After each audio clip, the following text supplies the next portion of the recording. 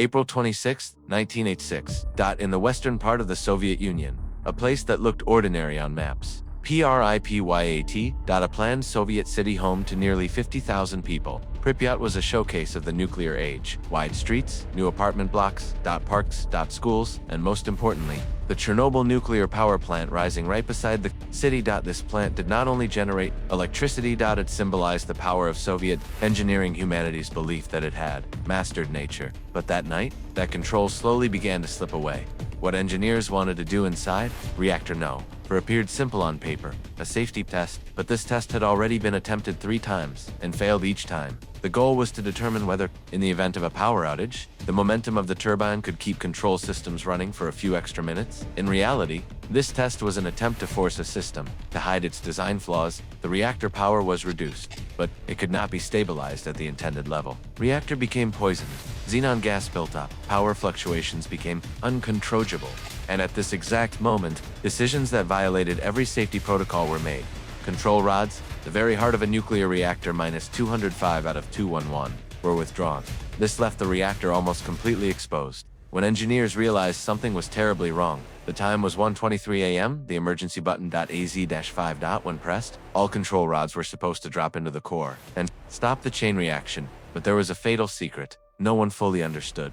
The tips of the control rods were made of graphite. Graphite does not slow neutrons. It increases reactivity. As the rods entered the core, the reactor surged one final time. Then, the first explosion, followed by a second. The reactor lid was blown apart. Steel and concrete were hurled into the night sky. Chernobyl was no longer controllable. What rose into the atmosphere was not ordinary smoke. Iodine-131. Cesium-134. Cesium-137. An invisible, odorless, silent killer. Radiation. The people of Pripyat felt nothing that night. Children went to school the next morning. Residents watched blue lights glow in the sky. No one knew that, with every breath, lethal particles were entering their bodies. The evacuation order came 36 hours after the explosion. You will leave temporarily, they were told. Take only essential belongings. They never returned.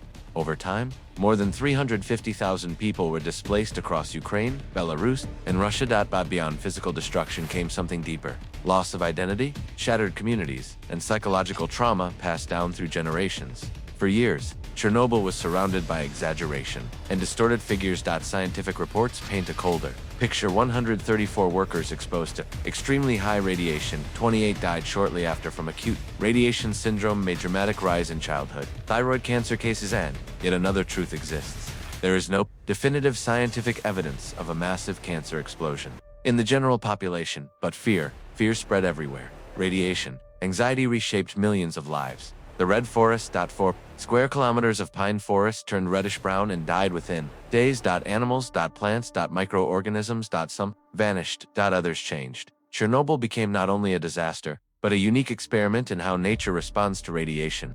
In 2016, humanity built one of the largest engineering structures ever created, the new safe confinement. 36 tons of steel, designed to contain radiation for 100 years. But this was not a victory, it was a silent $1.5 billion apology for a mistake that should never have happened.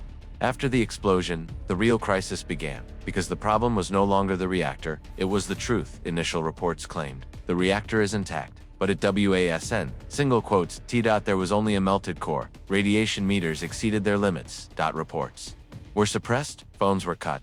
The city was isolated. In the Soviet system, admitting a nuclear accident meant admitting the system itself was flawed, and that was unacceptable. The first responders were not soldiers, not scientists. They were firefighters.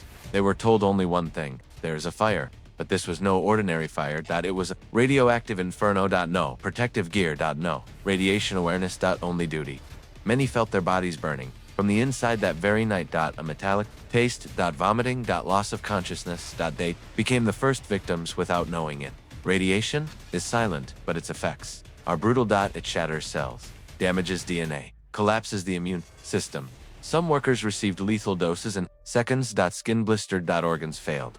Bone marrow collapsed. This was not an illness, it was the body disintegrating. Medicine had never seen anything like it before. The buses leaving Pripyat formed one of the quietest convoys in human history. Doors left open, toys on the floor, meals half finished on tables. People believed they would return in a few days, but the city never lived again. Even today, Clocks in Pripyat remain frozen at 1:23. Time stopped there. Official reports say there was no widespread public health disaster. But people are not statistics. A child diagnosed with thyroid cancer is not a number. A father who never returns home is not a chart. Science is cold. Human memory is not. Chernobyl is a trauma that cannot be reduced to data. Humans left. Nature remained. Wolves returned. Deer multiplied. Forests expanded. Some called it nature's victory. But this victory existed only because humans were gone. Radiation remained. In soil. In water. In bones. Nature adapted. But at a cost. The new safe confinement. Not a solution. A delay. 100 years. Humanity passed the Chernobyl problem to future generations. The melted core still lies beneath. And even with today's technology, complete cleanup is impossible. Chernobyl taught us secrecy kills, negligence creates chain disasters, technology without ethics is dangerous. This was not only a Soviet failure, it was a human one. Radiation does not arrive like an explosion. It does not strike like a bullet. It does not burn like fire. Radiation consumes from within. People closest to Chernobyl felt nothing at first, but weeks later, bodies began to fail. Dizziness, chronic fatigue, immune system collapse, and most critically, the thyroid gland.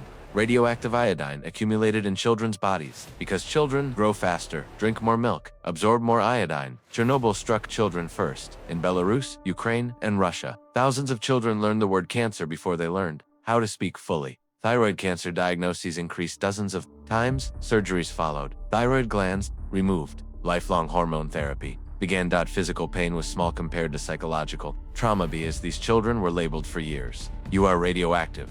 That label destroyed a generation's confidence.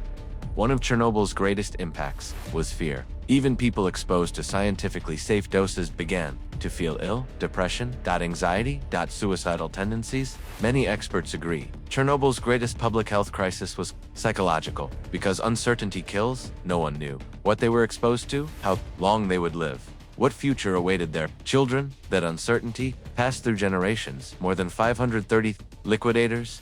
They cleared debris, swept rooftops, shoveled molten graphite. Many received doses beyond measurement. Years later, leukemia cases rose. Cataracts developed, early heart failure appeared, yet many deaths were recorded as unrelated to Chernobyl because this story was not meant to be examined too closely. Animals were not evacuated. Dogs, cats, cows, horses. Many were exposed to lethal radiation. Some died immediately. Others survived. But their offspring. Missing limbs. Deformed skulls. Vision loss. Mutation rates increased up to 20 times, not only in large animals, but in insects, microorganisms, and plants. Downwind from the reactor, the forest died within days. Trees turned red, needles fell. The red forest.